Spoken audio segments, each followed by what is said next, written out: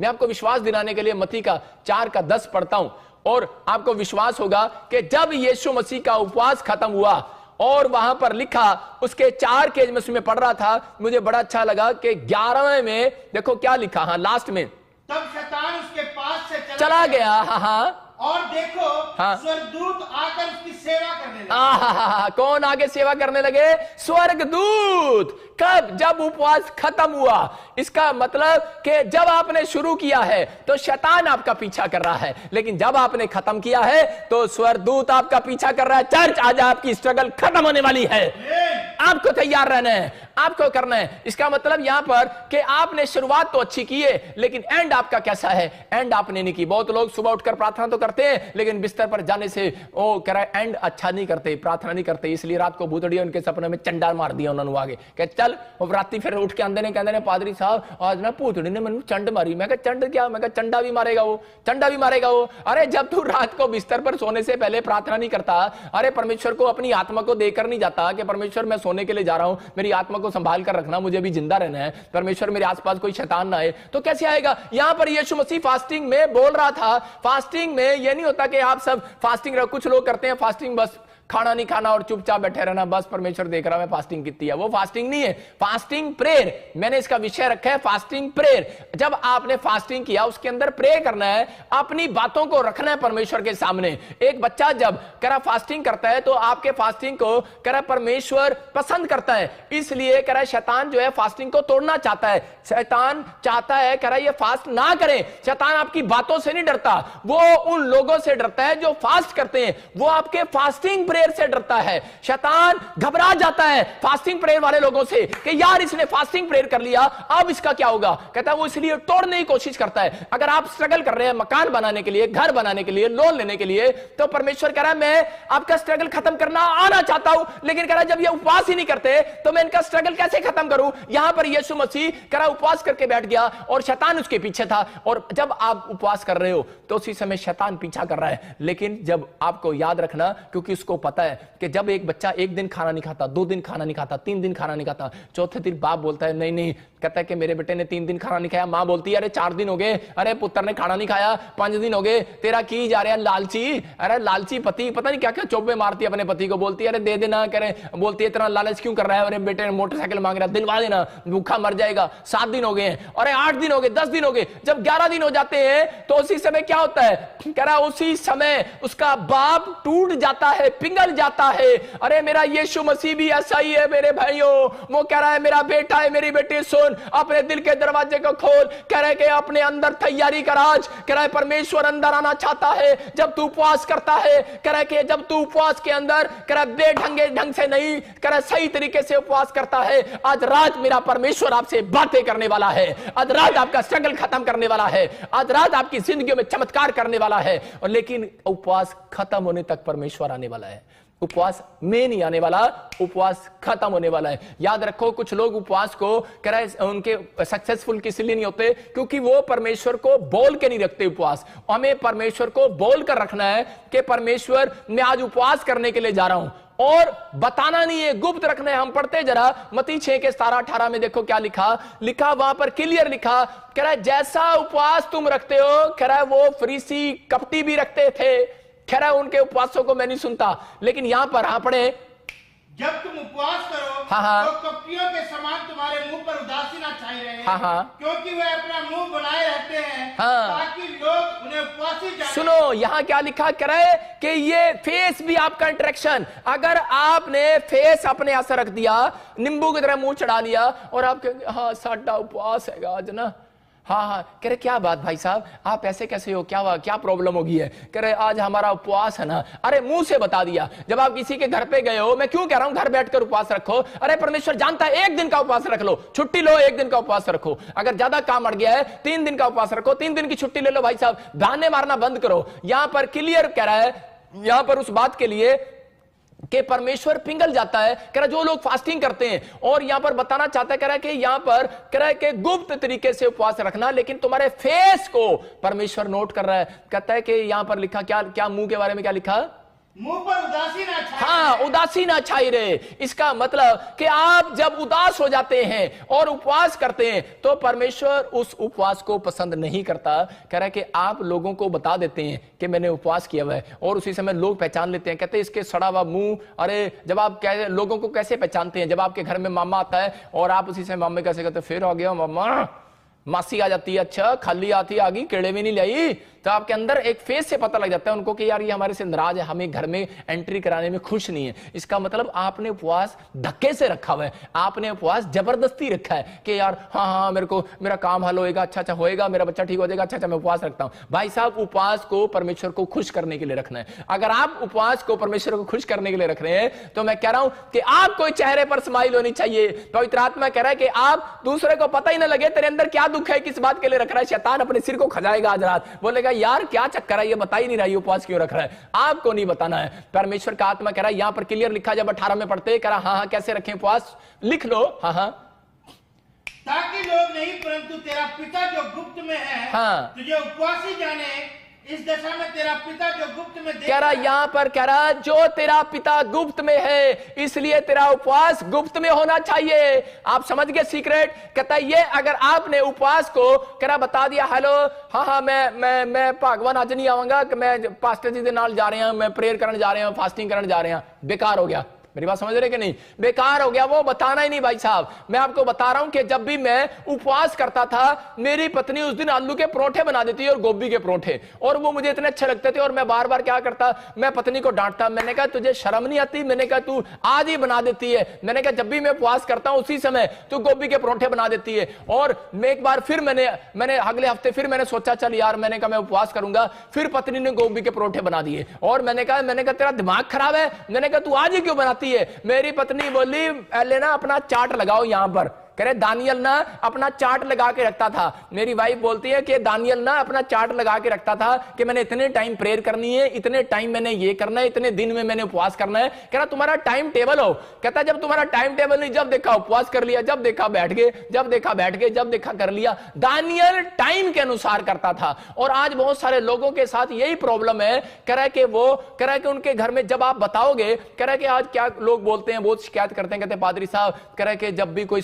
स्वादिष्ट चीज देखते हैं हमसे रहा नहीं जाता। जब हम देखते हैं चिकन बन रहा है, बिरयानी बन रही है, जब हम देखते हैं कि खीर बनाई है घर में, जब हम देखते हैं ये बना है, तो हम उसी समय रात को बोलते हैं पापा कल मैं सुबह उपवास करूंगा। जब सुबह उठते हैं तो मां ने और पत्नी ने ऐसी चीज बनाई होती है और हमारा पास्टर अशोक उपवास ही तोड़ देता है। उस दिन कहता है कि परमेश्वर माफ कर, मैं अगले दिन रख लूंगा। हाँ, बहुत बार हम ऐसा करते हैं, लेकिन परमेश्वर का आत्मा ऐसे लोगों से बात कर रहा है, कह रहा है कि आपको अरे पत्नियों को दोष दे रहे हैं, तू आज ही क्यों गोभी के परोठे बनाए, आज ही तू आलू से छोंक तड़का क्यों लाया, मैंने पसंद है, तू आज क्यों लाया। पत्नी बोलती है तुझे बहाने नहीं लगाना है। यहां पर आदम और हव्वा के साथ यही हुआ कि है, यहां पर क्या था, मैं तो कहूंगा कि पेड़ पे क्या लगा रही थी, पेड़ पे वो उसने सिट्टी लगाई होगी, उसने कुकर की सिट्टी लगाई, सेब लगाया।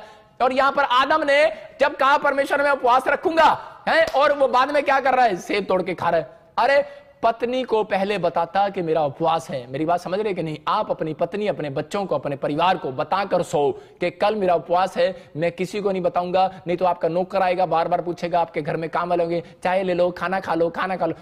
चल चल, पास्टर ने कहा है, प्रोफेट बजिंदर ने कहा है कि बताना नहीं है, चल चल, उसके साथ झगड़ा नहीं करना है। आपका उपवास तोड़ने की कोशिश कर रहा है शैतान। मैं कह रहा हूं कि आपने अगर इस तरीके से उपवास किया, आपने उपवास किया है और आपने खाया नहीं, बताया नहीं। कई लोग बताते नहीं है उपवास में कि प्रॉफिट जी ने कहा है, बाइबल में लिखा है उपवास को बताना नहीं है, लेकिन सारा दिन, लेकिन ये पाप कर देते हैं। 58:4 यशायाह में लिखा कि तुम घूसे मारते हो एक दूसरे को, चली जा यहां से, चली जा, नहीं तो चली जा, मेरा उपवास है, तेरे को पता नहीं। गुस्सा करते हैं, उसी समय क्या होगा, आप अगर गुस्सा कर रहे हैं तो इसी समय प्रॉब्लम्स हो रही हैं आपके उपवास में। जो आपका नेचर है वो भी नोट हो रहा है और उसके बाद फेस भी नोट हो रहा है। भाई साहब, मैं कह रहा हूं कि कुछ लोग क्या करते हैं कि जिस दिन बाहर जाना होता है, चर्च जाना होता है, उस दिन पाउडर लगाएंगी, औरतें क्रीम लगाएंगी, फेयर एंड लवली भी लगाएंगी और बड़े अच्छे अच्छे से मसाज करेंगे, मतलब लोग तैयार होकर अच्छे से ड्रेस ड्रूस पहन के जाएंगे। लेकिन जिस दिन फास्टिंग रखेंगे ना, उस दिन गंदे कपड़े पाएंगे और उस दिन नहाएंगे भी नहीं, धोएंगे भी नहीं और कहेंगे बस आज तो फास्ट है, कर ही रहना,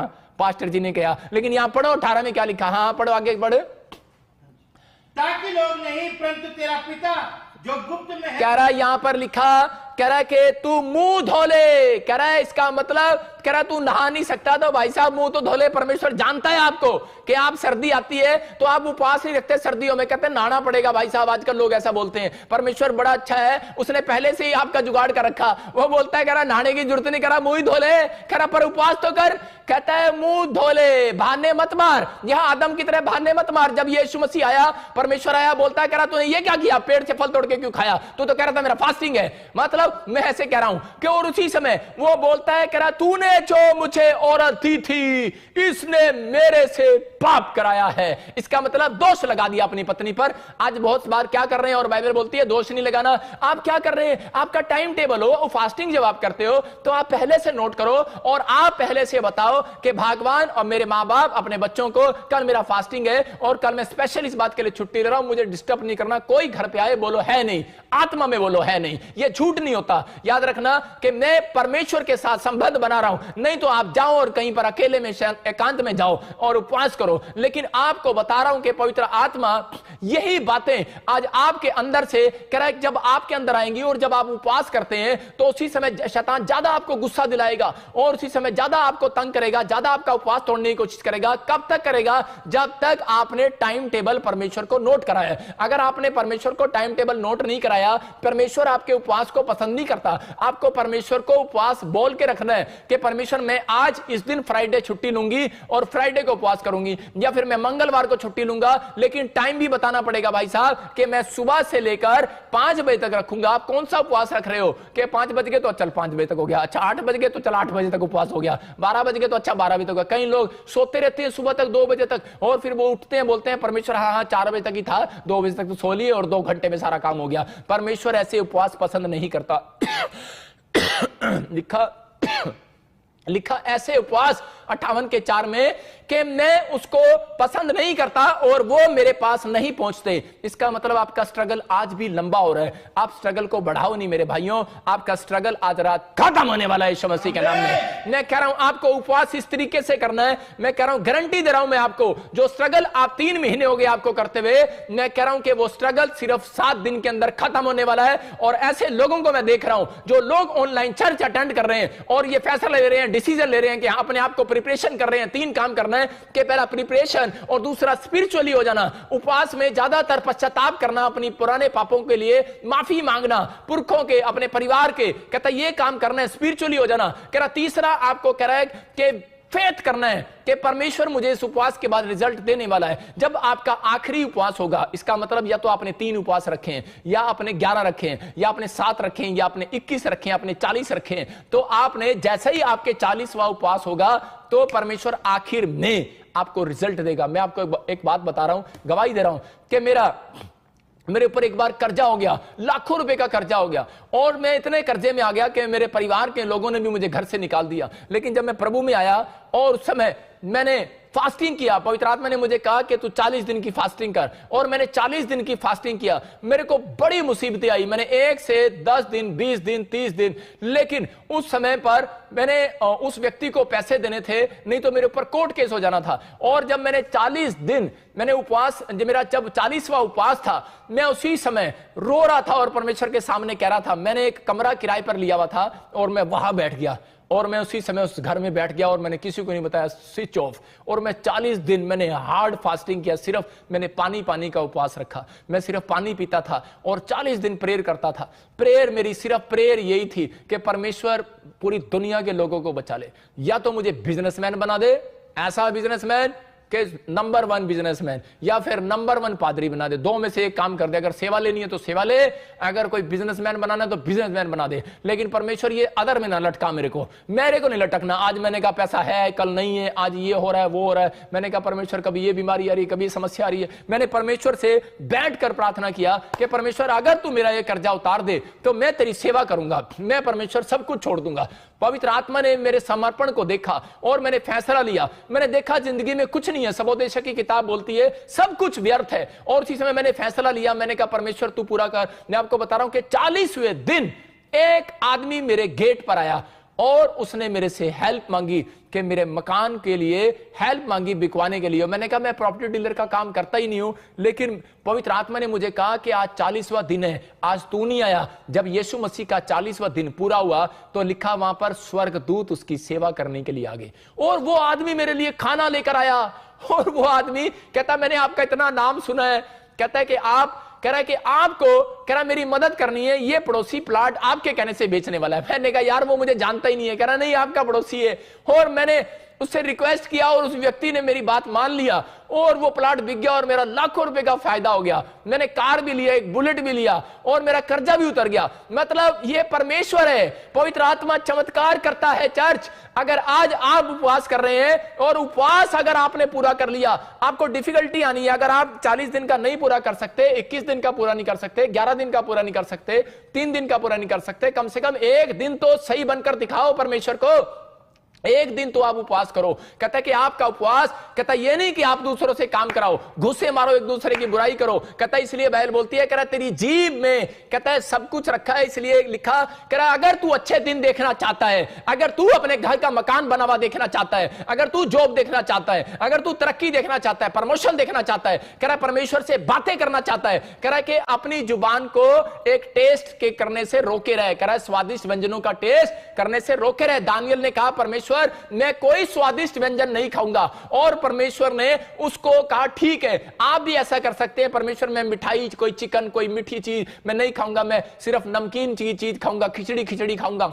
अगर आप पेशेंट हैं तो आप ऐसा उपवास भी कर सकते हैं। याद रखना मैं कह रहा हूं कि आपको अपनी आत्मा को तैयार करना है, अपने शरीर को दुख नहीं देना कि आप सारा दिन अपने शरीर को दुख देते हैं और अपनी आत्मा को तैयार नहीं करते। परमेश्वर कह रहा है कि आज ही बंधन टूटने वाला है यीशु मसीह नासरी के नाम में, आज रिजल्ट आने वाला है चर्च यीशु मसीह के नाम में। अगर आप समझ रहे हैं इस प्लानिंग को तो परमेश्वर आज आपको आजाद करने वाला है। जब हम पढ़ते हैं मरकुस 9:29 में क्या लिखा कि उसमें क्लियर लिखा कि ऐसी दुष्ट आत्माएं, उन लोगों के लिए बोल रहा हूं जिनके अंदर बहुत सारी दुष्ट आत्माएं हैं, जिनके एसिडिटी है, प्रॉब्लम्स है और किडनियां खराब है, कैंसर है, शुगर है। मैं कह रहा हूं कि आपको एक उपवास अगर आपका सही ढंग का होगा, आज रात आपकी कैंसर की फाइल कह रहा है कि नॉर्मल रिपोर्ट में बदलने वाली है। अगर आपका एक उपवास अगर सही ढंग का होगा तो मैं कह रहा हूं कि आप 5 करोड़ के बंगले के लिए मेहनत कर रहे हो। अरे भाई साहब पैसा नहीं है, मैं कह रहा 5 करोड़ नहीं 50 करोड़ का बंगला भी मेरा परमेश्वर दिलवा सकता है आपको यीशु मसीह के नाम में। कह रहा आपका एक उपवास भी अगर सही है तो पवित्र आत्मा कह रहा है, कहता मैं तुम्हारी जिंदगी में वो मिरेकल करूंगा, कहता है कि तुम बदल जाओगे, आशीष आ जाएंगी यीशु मसीह के नाम में। सबको जय मसीह की। मैं जतिन बब्बर और आप देख रहे हैं मसीह परिवार चैनल। जैसे कि आप सब जानते हैं कि मैं इस चैनल पे प्रभु के अलग अलग दासों की वीडियोस डालता हूं, तो अगर आपको हमारा चैनल अच्छा लगता है तो आप इस चैनल को ज़्यादा से ज़्यादा सब्सक्राइब जरूर करें ताकि आप प्रभु के वचन को सुन सके। वीडियोस को ज़्यादा से ज़्यादा शेयर करें ताकि जिन लोगों तक वचन नहीं पहुंचा उन तक भी वचन पहुंच सके। सबको जय मसीह की। एक बार मैं आपसे दोबारा कहूँगा कि इस चैनल को सब्सक्राइब जरूर करें और वीडियोस को ज़्यादा से ज़्यादा शेयर करें। जय मसीह की।